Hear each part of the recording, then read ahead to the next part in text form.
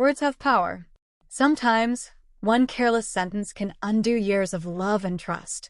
That's what happened the night I thought I was being funny, when I called Ryan, the man who had been by my side through everything. Just the backup plan. I didn't mean it. At least, not the way it sounded. But he heard it. And instead of pulling away, instead of leaving, he stayed, while quietly proving to me that I wasn't the only one with choices.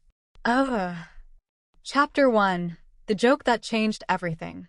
My name is Emily Parker, and I live in Austin, Texas. I was 27, working as a marketing manager, juggling deadlines and late nights.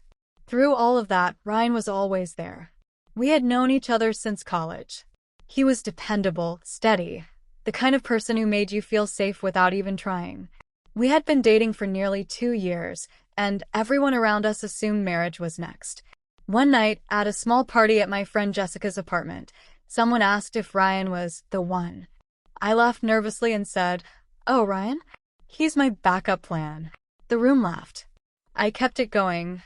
You know, if nothing better comes along, at least I've got him. People chuckled, but Ryan's smile didn't reach his eyes. That flicker of hurt was quick, but it was there. I ignored it, brushing it off as harmless. But Ryan didn't. Chapter 2. The Quiet Shift. Ryan didn't leave. He didn't even bring up the comment right away. Life went on: dinners, late-night movies, weekend errands. To anyone else, we looked the same. But I felt it. At dinner, when I cracked jokes, his laughter was shorter. When I reached for his hand, he held it, but his grip wasn't as firm. He wasn't avoiding me, but there was a new weight in the air, one I couldn't name. Finally, one night as we sat on the couch, I asked, "Ryan, are you okay? You've been different." He muted the TV and looked at me with calm eyes. "Emily, do you realize what you said that night?" I froze. "You called me your backup plan. Do you know what that sounds like?" To me, it sounded like I wasn't your first choice. Like I was just someone you settled for. My heart sank. "Ryan, I didn't mean it. It was just a joke." He nodded slowly. "I know you thought it was a joke, but it made me think. And when someone makes you feel like second place, you start to wonder if maybe you deserve to be first for someone else." Chapter 3. The Truth Hits Hard. Ryan didn't storm out.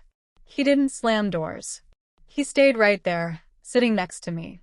But his words cut deeper than if he had walked away.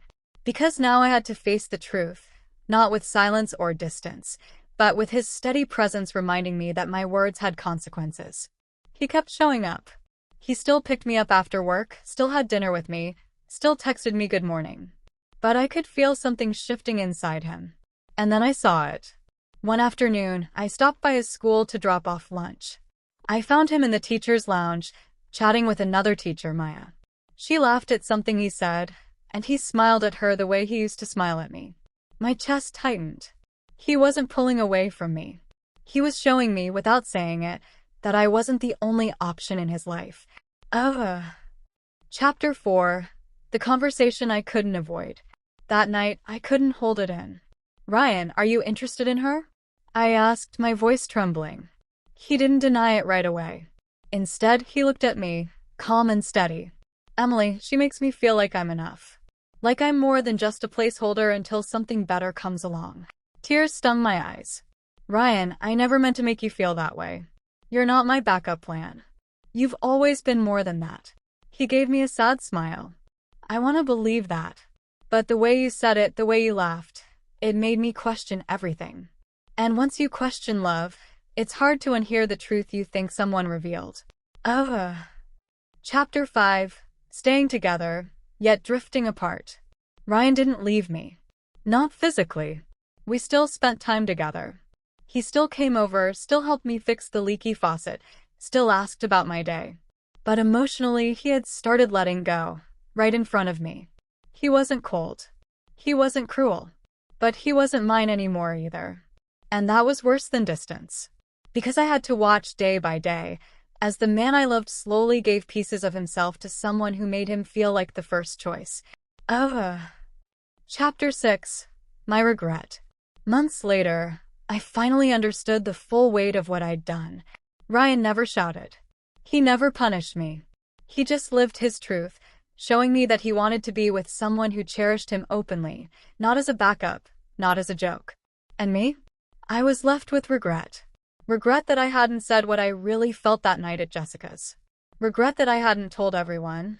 Yes, Ryan is the one. He's my first choice, my only choice. But I didn't. And because of that, he found someone else who would. Epilogue. Sometimes love doesn't end with a fight or a goodbye. Sometimes it ends right in front of you, while the person is still there, still sitting beside you, but already gone in the ways that matter most. Ryan wasn't my backup plan. He was the best thing that ever happened to me. But I realized it too late. Now I live with the knowledge that one careless joke cost me the kind of love that only comes once in a lifetime, and I'll never forget it.